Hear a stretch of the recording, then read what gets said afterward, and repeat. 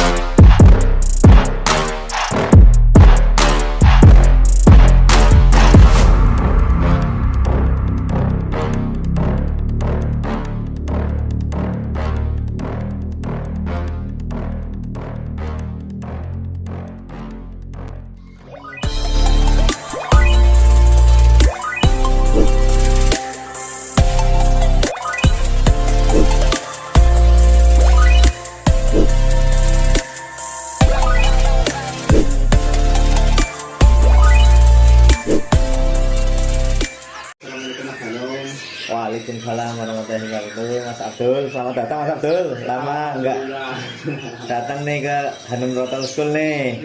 Gimana kabar Mas Abdul? Alhamdulillah sehat Mas Hanum. Untuk Mas Hanum sendiri kabarnya gimana? Alhamdulillah luar biasa nikmatnya ya Allah.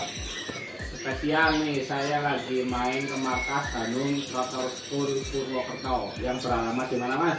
Di Gria Satria Bukit Permata, Blok I nomor 18, Karangkujung Bersoleh, Purwokerto Selatan. Wah, kayak penyebab murai batu nambah pulau atau ngering atau bawaan turun ke lantai itu gara-gara apa sih penyebabnya Mas? Pertama ya, ini cerita pengalaman, bukan istilahnya jadi patokan ya, bisa jadi. Cuma pengalaman saya merawat pastol trotol itu, kenapa saya menggunakan istilahnya dosis yang rendah. Itu kan biar ketika pastol itu burungnya lebih tenang. Ketika dia tidak bongkar pun dia tetap duduk di tangkringan, tetap bunyi. Walaupun bunyinya monoton, yang penting kan dia tidak melakukan pelanggaran dulu. Itu pendapat saya, pengalaman saya seperti itu. Yang paling utama jangan melakukan pelanggaran. Jadi gimana caranya burung nggak melakukan pelanggaran? Satu, nggak boleh ngampret, nggak boleh ngeri, nggak boleh turun. Gimana caranya? Dibikin serendah mungkin, istilahnya makanannya. Jadi ya tetap kayak rawatan trotol. Kalau saya sendiri dari trotol itu sampai pastol rawatannya sama. Tapi setelah mabung pastol atau saya bilang mabung ke remaja, itu misalkan butuh dinaikkan, misalkan cukup segitu aja. Sampel di sini dari kecil di sini cacing kan 3 sampai 5 tiap harinya. Tiap pagi 3, sore ya siang lah, jangan sore, jam 10, jam 11, 12-an kasih 3 sampai 5 lagi. Itu kan dengan tujuan burung itu selalu di bawah birahinya. Bagusnya juga dia bisa merekam kondisi seperti itu, juga bagus untuk merekam masteran. Efek lainnya juga dia burung jadi lebih istilahnya adem lah, ketika lihat musuh dia lebih kalem, tanpa rugi, tanpa harus ngampret dulu. Ada sih yang memang dengan dosis segitu masih ngampret, ada. Tapi banyaknya dosis segitu tuh rata-rata burung lebih tenang, masih aman. Walaupun dia tidak bongkar nggak masalah, yang penting tidak melakukan pelanggaran. Itu tujuan saya kenapa dari kecil dengan dosis yang rendah itu seperti itu. Yang kedua ya burung jadi lebih awet. Ketika ngampret kan banyak birang, itu burung rusak, susah untuk diobati. Ya pengalaman saya sih, kenapa jangan sampai ngampret, jangan sampai istilahnya bertingkah yang melakukan pelanggaran dalam sebuah perlombaan itu ya dengan cara dosis yang rendah. Betul, dosis rendah terus pokoknya. Dengan dosis rendah tersebut juga walaupun burung itu tidak mabung, masteran tetap masuk. Itu cerita pengalaman saya. Mau gue dijadikan patokan tidak apa-apa, enggak buat pengetahuan itu tidak masalah. Nah itu untuk settingan rendah sendiri itu memang hanya pakai pakan fur biasa sama satu sendiri gitu mas. Untuk pakan itu saya pakai fur, punten nyebut merek ya, SKM. Iya, SKM kasar di sini. Itu lebih enak adem, walaupun diacak-acak tetap ada yang kemakan. Ditambah cacing top. Sampel saya pernah menggunakan fur protein tinggi lah, nggak usah menyebutkan merek. Dosis tinggi gitu. Ada 3-4 burung ngampret. Iya, karena kan burung muda dikasih dosis tinggi ya otomatis birahi, emosinya otomatis naik lah. Memang kalau saya pribadi mengamati juga ada beberapa kasus kayak pastol itu dikasih pakan-pakan yang dosis tinggi itu kayak apa ya, emosinya itu kayak berlebihan, terus juga dampaknya ke depan itu kayak kurang baik ya mas ya. Betul. Ya seperti itulah. Kenapa saya nggak mengajarkan, saya mencontohkan merawat murai batu dengan dosis rendah itu biar awet. Salah satunya di situ. Itu biar awet, benar-benar awet lah. Eman-eman kita nunggu-nunggu dari trotol sampai pastol. Pastol ada yang masih bisa bermain, ada yang nggak bisa bermain.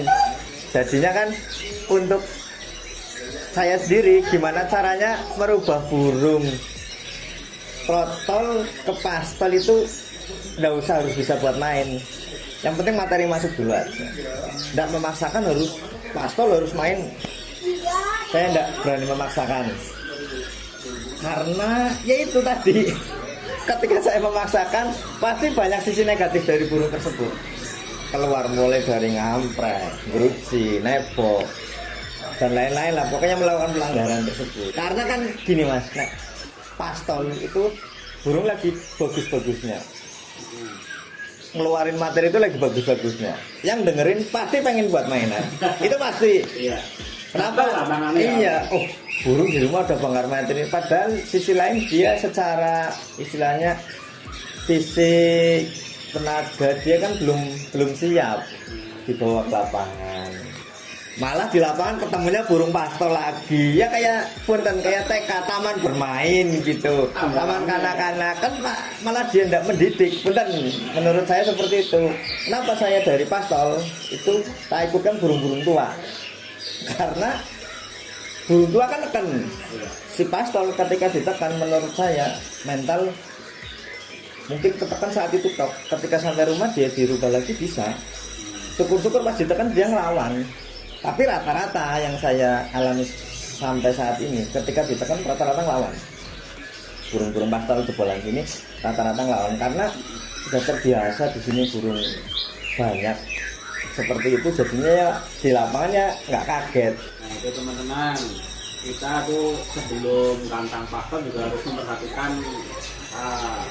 pola rawatan bisa serendah mungkin lah, dosisnya jangan terlalu tinggi. Eman-eman buat kedepannya tuh eman-eman. Nah, apalagi kalau misal nih teman-teman di sini itu penonton ada yang terlanjur pakai dosis tinggi, itu gimana? Nah saya itu kan pastol kan paling lama itu sekitar 3-5 bulan bulu pastol loh. Iya. Untuk ganti ke remaja. Nah bagusnya saat nunggu mabung itu furnya mulai diganti dengan rendah. Nggak bunyi nggak masalah. Malah semakin dia nggak bunyi semakin dia nerima mastering atau masteran lebih bagus. Itu menurut pengalaman pendapat saya seperti itu. Saya bisa bercerita karena saya sudah mencoba. Nah, itu salah satu kuncinya. Jadi bukan semata-mata saya ngarang. Kenapa saya tadi bilang burung trotol ketemu burung trotol ya kayak anak-anak ketemu anak-anak kan mainan dong. Kalau ketemu burung tua kan yang tua ngajari paling nggak, walaupun secara mental yang bilang itu mental itu neken, tapi menurut saya nggak neken, malah mengajarkan. Mau nggak percaya bisa dibuktikan aja. Burung yang trotol ketemu burung-burung trotol seperti apa taruhnya, burung trotol ketemu burung tua seperti apa taruhnya, bisa dicoba sendiri. Saya bisa bercerita sudah mencoba. Malah kadang-kadang lihat burung aduh pastol ketemu pastol enggak lucu aja. Habis nembak kenari, habis nembak bunyi materi, terus keruji ada semut apa serangga lewat diukur, tapi masih kondisinya masih bunyi loh, masih bunyi, bukan dia ngejar musuh tapi ngejar serangga lewat, kondisi masih bunyi materi, kan sayang. Aduh, melakukan pelanggaran nih ya, aduh eman-eman ya, seperti itu. Itu salah satu beberapa tips dari Om Hanum bagaimana menyikapi batu yang bermasalah seperti ngering, lowo ataupun turun melambat. Itu salah satunya dengan sesuatu yang benar. Terus tambah lagi, jangan terlalu sering dikerodong burung pastol. Kenapa itu? Semakin sering dikerodong, sikap hutannya akan semakin keluar. Faktornya bagus, tapi ketika ada juri terbang. Rata-rata jebolan dan rotor school kan burungnya giras-giras. Begitu mau main setelah, oh ya sini sudah mapan, sudah kelihatan, dicoba dari kandang kotak kandang bulat, hitungan jam pindah, digantang mapan, setelah itu full di kandang bulat. Kalau memang materinya sudah mumpuni, full kandang bulat, terus ditaruh di tempat yang ramai banyak orang lewat. Itu tujuannya biar lebih memapankan dengan manusia. Karena pastol itu melakukan pelanggaran bukan karena dia nyerang. Satu, karena takut juri. Ada serangga yang lewat, ada kotoran yang nempel di kandang, dia nguber seperti itu. Bukan karena memang dia fight ngejar itu, enggak. Coba diperhatikan aja di kelas pastol. Seperti itu loh.